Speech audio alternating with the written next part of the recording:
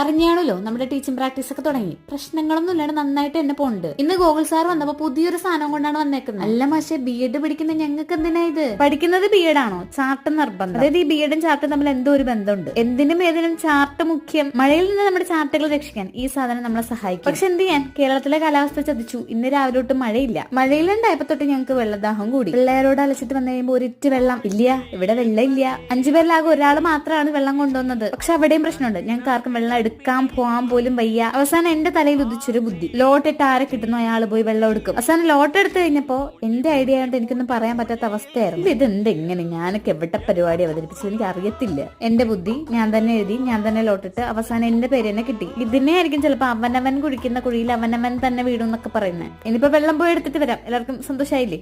ഇതിലും വലിയ ഗതികെട്ടവൾ ഈ ലോകത്തുണ്ടാവോ? എന്നാ ഉണ്ട്, കുപ്പിയിൽ വെള്ളം ഉണ്ടെന്ന് വിചാരിച്ച് നടന്നു വരുന്ന ഇത്. പക്ഷെ കുപ്പിയിൽ വെള്ളമില്ല. ഇപ്പൊ എന്താ ഒരു സമാധാനം.